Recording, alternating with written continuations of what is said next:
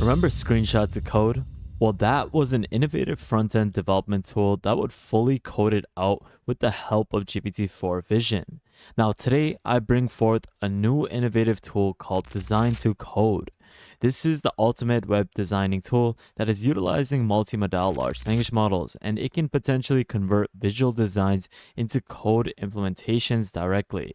Just take a look at this example where it showcases Design2Code's approach for front-end development while utilizing advanced generative AI models like any multimodal large language model like GPT-4 Vision. This is to automatically convert visual designs into functional code. It could be applicable for mobile devices or web pages. Now, this is a project which is in its research stage, and they have conducted this first systematic investigation into this task where they have employed a dataset of 484 real-world web pages, and this is for developing evaluation metrics to assess models' performances in this use case. So what they've done is that they've explored various multimodal prompting methods as well as evaluating two key models, GPT-4 Vision as well as Gemini Vision Pro.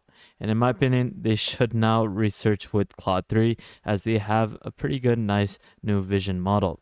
Now, from these results, they were able to indicate that the GPT-4 Vision model was quite superior, and this is with generating web pages oftenly matching or even surpassing the original in visual appearance and content. Now, this study was actually highlighting the areas of improvements, particularly in accurately recalling visual elements as well as layout designs, which is able to suggest proper fine-tuning, which could obviously enhance the performance in the future aspects of generation with this tool. But in most cases, you can see that this would be a really nice tool for any developer to use, as it helps you code out a full web page by simply just writing up a design for it. What an amazing year for the private Discord.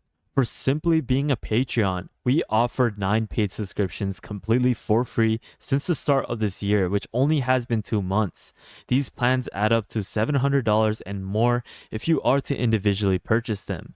We've had insane partnerships with big AI companies, giving out subscriptions to AI tools and frameworks completely for free, like DeFi, NVIDIA, and many others. These are tools that will streamline your business's growth and improve your efficiency with AI. Not only do you access these subscriptions, but you also gain the ability to get daily AI resources, AI news, consulting, networking opportunities, collaborating with the community, as well as with myself. If you're interested in elevating your AI game, highly recommend that you take a look at the Patreon link in the description below and join today. This is something that you should definitely not miss out, so definitely take a look at this. Now, throughout today's video, we're going to be going a little bit further in detail with this research paper, where we're going to be able to learn how we are able to automate front-end development with Design2Code. So with that thought, guys, stay tuned and let's get straight into the video. If you would like to book a one-on-one with me where you can access my consulting services, where I can help you grow your business or basically give you a lot of different types of solutions with AI, definitely take a look at the calendar link in the description below. Hey, what is up, guys? Welcome back to another YouTube video at the World of AI. In today's video, we're going to be taking a look at Design2Code. This is basically a research paper which is showcasing how far are we from automating front-end engineering. This is not a full-on application yet, but it's a research paper which is focusing on cutting-edge technology that will leverage any sort of generative AI multimodal model to revolutionize front-end development. This is where they're harnessing multimodal large language models like Gemini Pro's Vision model as well as GPT-4 Vision. Design2Code can potentially transform any visual design directly into functional code, similar to what Screenshot2Code is actually able to do. This is similar to what they've tried to accomplish, but in this case, they're focusing on converting screenshots to code, whereas Design2Code is focusing on taking visual designs of a web page and potentially transforming it into functional code. And thereby, this is able to automate the front-end engineering process. This is something that they were focusing to have basically study on different sorts of systematic investigations. And this is what we talked about at the start.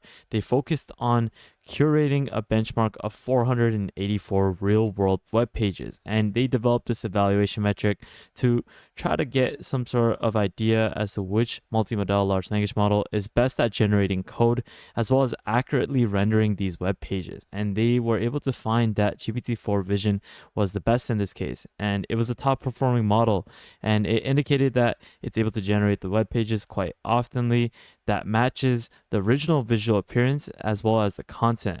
However, there's obviously going to be some sort of hallucination with the generation, particularly in accurately recalling visual elements from the design itself. So in this case, if you are to give a design, a visual design to the model, it won't be able to articulate that same visual representation. Let's take a look at some test examples. And in this case, it's illustrating the examples from website dataset and the new Design2Code benchmark. They basically developed this benchmark to assess the multimodal models. And in this case, this first row is showcasing different insights on synthetic data that's been created by Hugging Face. And this is for training purposes. Now, while the last two rows, if we are to scroll down, these two rows are displaying examples from Design2Code's benchmark for evaluation. In this case, this benchmark is comprising of diverse real-world web pages from various sorts of levels of complexity. It's able to provide realistic and comprehensive assessments compared to the synthetically generated web pages used in these other prior examples from a website, which is from Hugging Face. But we can see that's able to provide better interfaces which are able to display these examples a little bit better through the Design2Code benchmark. Now, you might be wondering, what has it been actually able to generate? Well, in this case, they have a model comparison example, which is presenting case study examples to compare between different prompting methods as well as different models. You can see over here, it is prompting to generate a reference web page.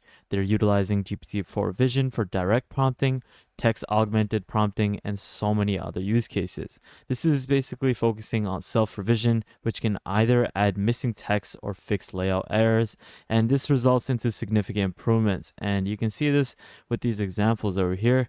And if you are to compare it with website VLM 8B, you can see that this model is able to do the same sort of generation in different cases. Now, they also have additional GPT-4 Vision generation examples, which is showcasing the code that it generates for these web pages. And in this case, it does a quite decent job with the prompts that you give it. There is some cases that it does a good job, but in other cases, it's a little off in terms of placing the visual elements. Now, something interesting to take a look at is the benchmark performance with human evaluation. This is displaying the results of it on pairwise, which is the preference evaluation using Gemini Pro Vision with its direct prompting as a baseline. So in this evaluation, what they have done is that they've selected 100 examples and they have asked 5 annotators for each pair of comparison. So what they're trying to do is that they're trying to get the majority vote for each example that is being considered. So whatever has a higher win rate or lower win-lose rate will indicate the better quality as judged by human annotators. And we can see that GPT-4 Vision's direct prompting is the leading one, and Design2Code 18B model is somewhere in the middle, you can say. It is able to have a win rate. It's also having a similar lose rate, just a 1 point difference, and it has a tie in most cases. But what we're trying to see is that this is a model that is focusing on prompting through different models, such as using Gemini as well as GPT-4 Vision with different methods. And we can see that it does a great job in utilizing these other prompting methods and models to do so.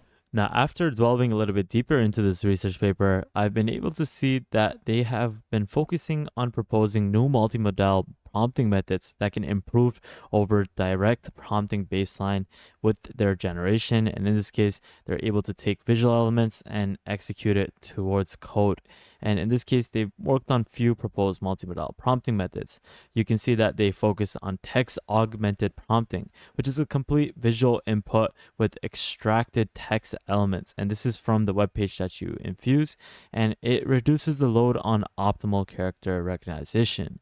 You secondly have self-revision prompting, which was what they're trying to do with human evaluation. This is by focusing on previous generations with input web pages, and they have humans evolve as an evaluation metric that will have then conduct different sorts of surveys to see which result is better in terms of generation.